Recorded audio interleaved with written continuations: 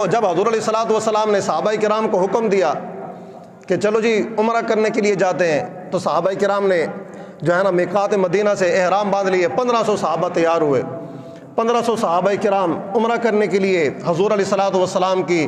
میت کے اندر، حضور کی صحبت کے اندر وہاں سے روانہ ہوئے۔ اور حدیبیہ کے مقام کے اوپر کفار مکہ نے حضور کے قافلے کو روک دیا، حضور کے غلاموں کو روک دیا، اور وہاں پر جو ہے نا عروہ بن مسعود ثقفی وہ کفار مکہ کی طرف سے جو ہے نا وہ سفیر بن کر حضور کی بارگاہ میں آیا۔ تو اس موقع کے اوپر جو ہے نا وہ کچھ شرائط طے ہوئی۔ انہوں نے کہا کہ جناب آپ اس سال عمرہ نہیں کر سکتے، جو ہے نا ہمیں آپ سے خطرات ہیں، کہیں ایسا نہ ہو کہ آپ ادھر جا کر جنگ چھیڑ دیں۔ آپ نے فرمایا کہ نہیں، ہم تو احرام باندھ کر آئے ہیں، ہم تو عمرہ کرنے کی غرض سے آئے ہیں، ہم جو ہے نا وہ خانہ کعبہ کا طواف کریں گے، سعی کریں گے،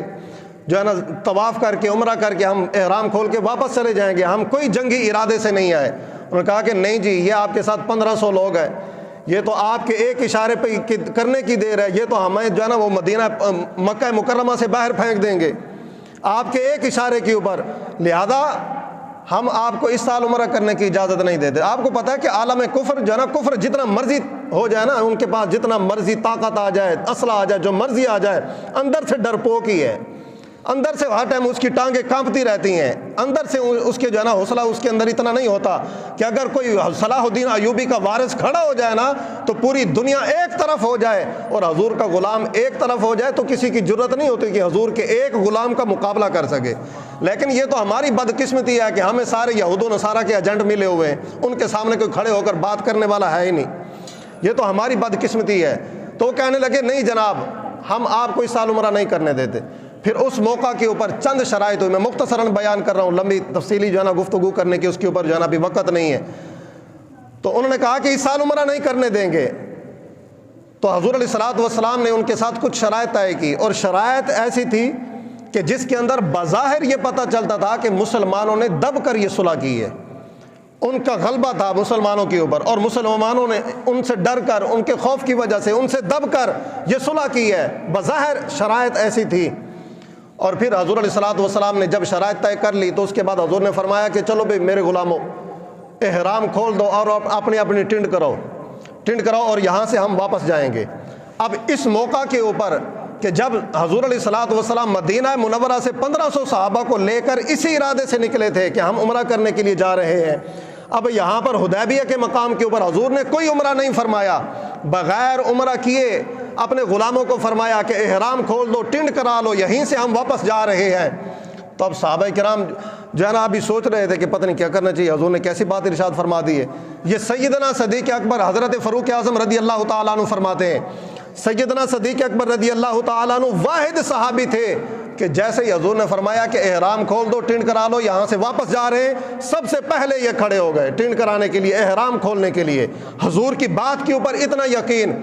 اور جب سیدنا صدیق اکبر رضی اللہ تعالیٰ عنہ کو صحابہ نے دیکھا کہ وہ احرام کھولنے کے لیے جا رہے ہیں، تو وہ بھی جو ہے نا چھوٹے چھوٹے قدم اٹھا کر دبے پاؤں وہ بھی آپ کے پیچھے چل پڑے،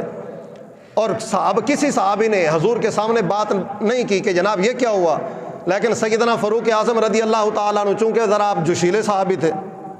ذرا غصے والے تھے، آپ سے رہا نہ گیا، آپ حضور کے خیمے میں حاضر ہوئے۔ سیدنا فاروق اعظم عرض کی یا رسول اللہ، کیا آپ اللہ کے سچے پیغمبر نہیں ہیں؟ حضور نے فرمایا کہ کیوں نہیں، میں اللہ کا سچا پیغمبر ہوں۔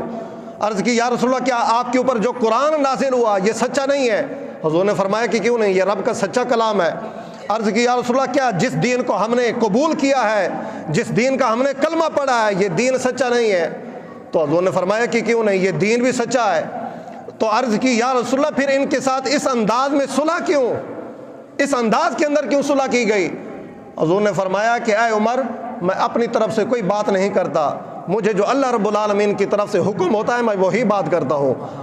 میری طرف سے اللہ رب العالمین کی طرف سے یہی حکم ہوا ہے کہ تم یہاں سے واپس چلے جاؤ۔ عرض کی یا رسول اللہ، مدینہ پاک سے تو آپ یہ کہہ کر چلے تھے کہ ہم وہاں پر جا کر طواف کریں گے، عمرہ کریں گے، پھر واپس آئیں گے۔ حضور نے فرمایا کہ میں نے تمہیں یہ تو کہا تھا کہ عمرہ کریں گے، طواف کریں گے، میں نے یہ کب کہا تھا کہ اسی سال ہی کریں گے؟ وہ یقینی طور پر ہم کریں گے، لیکن پھر کسی موقع پر کریں گے، میں نے یہ تو نہیں کہا تھا کہ اسی سال کر کے واپس آئیں گے۔ تو حضرت فاروق اعظم رضی اللہ تعالیٰ عنہ کا غصہ بھی ختم نہیں ہوا، وہاں سے باہر نکلے، سیدنا صدیق اکبر رضی اللہ تعالیٰ عنہ کے خیمے میں چلے گئے، وہاں پر جا کر پھر ان سے یہی سوالات کیے، کیا جناب یہ ہمارے پیغمبر صلی اللہ علیہ وسلم یہ اللہ کے سچے پیغمبر نہیں؟ تو سیدنا صدیق اکبر رضی اللہ تعالیٰ عنہ کھجوریں کھا رہے تھے، بڑے اطمینان کے ساتھ اپنے خیمے میں بیٹھے۔ تو حضرت فاروق اعظم کہنے لگے کہ جناب ہماری جانوں کی پڑی ہوئی ہے، ہم اتنی مشکل کے اندر پھنسے ہوئے ہیں، ہم سوچ رہے ہیں کہ یہ کیا بنے گا، اور آپ بڑے اطمینان کے ساتھ بیٹھ کر کھجوریں کھا رہے ہیں۔ فرمایا کہ کیا